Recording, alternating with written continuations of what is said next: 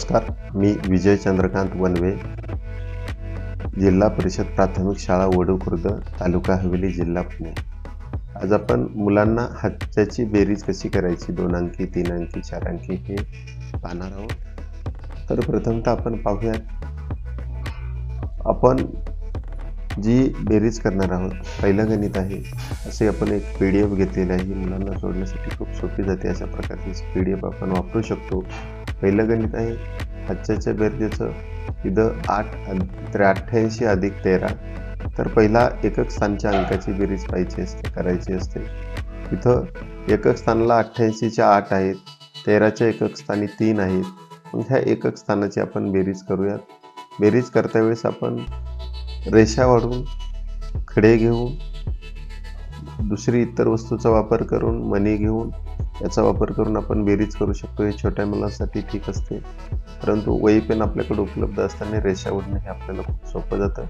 पहा, ही पहिली संख्या 8 आहे, तर आपण इथं 8 रेषा ओढायच्या। 1 2 3 4 5 6 7 8। दुसरी संख्या 3 आहे, इथं आपण 3 रेषा ओढू शकतो। 1 2 3। आता ही बेरीज असल्यामुळे दोन्हींची मिळून करावं लागते। 1 2 3 4 5 6 7 8 9 10 11। ह्या दोन्ही रेषा मिळून आपल्या होतात 11, म्हणून मी इथं 11 लिहितो। आणि हे 11 लिहिल्यानंतर आपल्याला ही बेरीज आहे, ही बेरीज 2 अंकी संख्या आली आहे 10च्या पुढे, त्यामुळं एकक स्थानचा इथला अंक इथं उत्तरात लिहायचा। नंतर उरलेला हा जो 1 आहे दशक स्थानचा अंक, तो आपण इथं हातच्यामध्ये मांडायचा। आता याची बेरीज करता वेळेस पुन्हा आपल्याला काय करायचं आहे, रेषा ओढूनच करायची।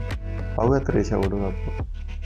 हातच्याची ही 1 रेष ओढली, नंतर पुन्हा 8 रेषा ओढायच्या। 1 2 3 4 5 6 7 8। आता पुन्हा खालच्या संख्येची 1 रेष, अशा पद्धतीने सगळ्या मिळून बेरीज असल्यामुळे रेषा पुन्हा मोजायच्या। 1 2 3 4 5 6 7 8 9 10। ही बेरीज आलेली आहे आपली 10। परंतु इथं पुढं शतक स्थानच्या अंकाची बेरीज करण्यासाठी नसल्यामुळं हातचा नाही धरला तरी चालेल। 10च्या पुढं आलेली संख्या तिचा हातचा धरावा लागतो, परंतु इथं पुढं बेरीज करण्यासाठी कोणतीच संख्या नसल्यामुळं आपल्याला इथं हातचा धरण्याची गरज नाही। इथं जसेचे तसे 10ला आपण 10 लिहू शकतो।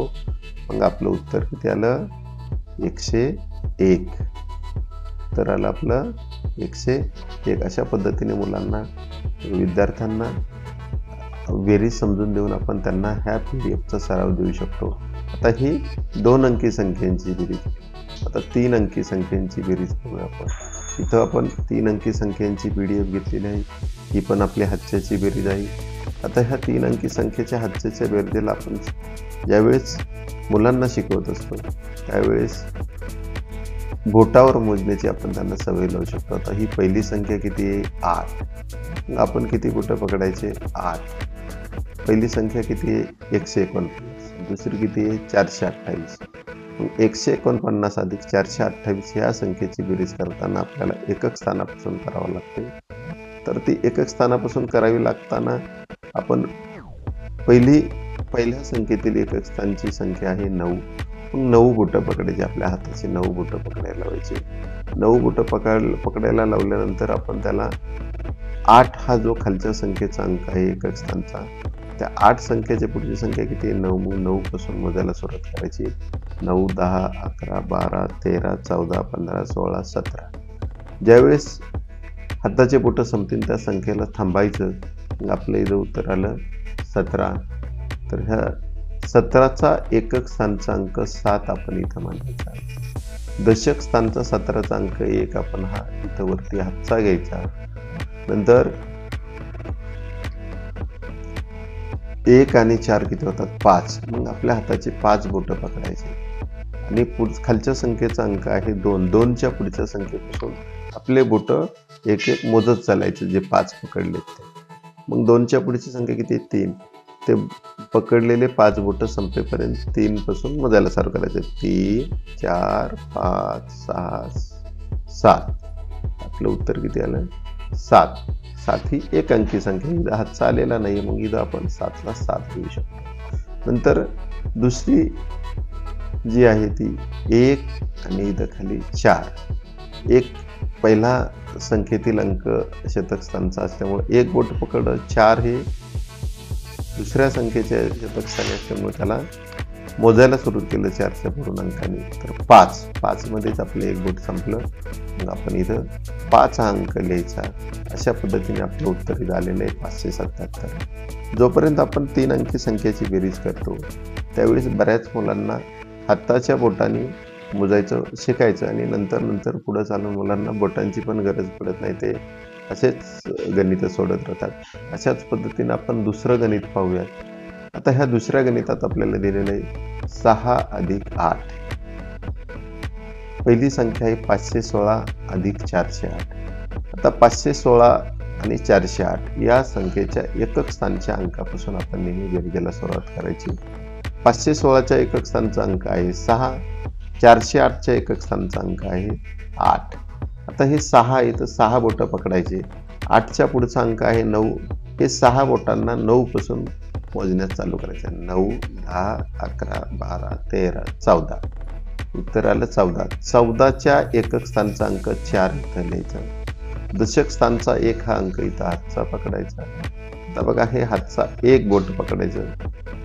516च्या दशक स्थानचा अंकाची बेरीज झाली म्हणून एक दुसरं बोट पकडायचं आणि खाली तर 0 आहे 408च्या दशक स्थानी म्हणून 1 + 1 किती झाले फक्त 2. इथं 2 अंक लिहिला. आता 516च्या शतक स्थानचा अंक 5 आहे, 408च्या शतक स्थानचा अंक 4. मग हे 5 + 5 आहे तर 5चे शतक पहिल्या संख्येचा शतक स्थानचा अंक 5 आहे. 5 बोटं पकडायचे.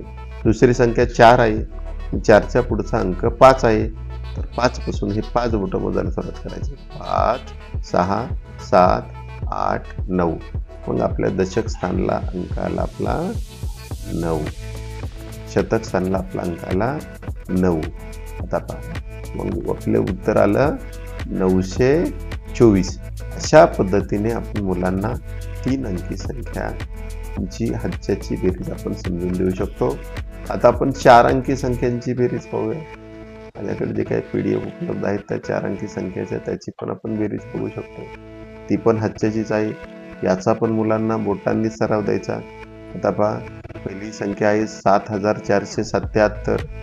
दुसरी संख्या आहे 7825. ह्या दोन्ही संख्यांच्या एकक स्थानापासून आपण बेरीज चालू करत असतो, वजाबाकी पण एकक स्थानापासून चालू करत असतो. तर 7477चा एकक स्थानचा अंक 7 आहे, 7825चा एकक स्थानचा अंक 5 आहे. आपण ह्या दोन्ही संख्येच्या एकक स्थानच्या अंकाची बेरीज करू. पहिल्या संख्येच्या एकक स्थानचा अंक 7 आहे म्हणून 7 बोटं पकडायचे. दुसऱ्या संख्येच्या एकक स्थानचा अंक 5 आहे म्हणून 5च्या पुढची संख्या किती आहे 6. 6 पासून मोजायला सुरुवात करायची. 7 बोटं संपेपर्यंत जी संख्या येईल ती आपण उत्तरामध्ये पकडायची. आता पहा 7च्या पुढचा अंक आहे, पहिली संख्याचे बोटं पकडले 7, 5च्या पुढचा अंक आहे 6. 6 पासून मोजायला चालू करूयात. 6, 7, 8, 9, 10, 11, 12. आता 12 ही 2 अंकी संख्या आलेली, 10च्या पुढची आहे 2 अंकी संख्या आहे. एकक स्थानचा 12चा अंक, एकक स्थानचा किती आहे 12चा अंक, 12चा एकक स्थानचा अंक 2 आहे. मग आपण काय करायचं इथं 2 लिहायचं. किती लिहायचं 2. इथं 2 लिहितो आणि हातचा आपला 1 इथं पकडा. आता हातच्याचा 1 अंक पकडा बोटाने, उरलेले 7 बोटं पकडा. हातच्याचा 1 आणि 7 हे 8 होतात. 8 बोटं पकडले आपण. आता खालच्या संख्येचा दशक स्थानचा 2च्या पुढची संख्या, 2 हा अंक आहे, 2च्या पुढची संख्या पाहूयात आपण 3 आहे. 3 पासून हे उरलेले बोटं मोजायला चालू करायचे. 3, 4, 5, 6, 7, 8, 9 आणि 10. 10 आले. हे पण इथं 2 अंकी संख्या आली. ह्या 10च्या एकक स्थानचा अंक 0 आपण इथं लिहिला.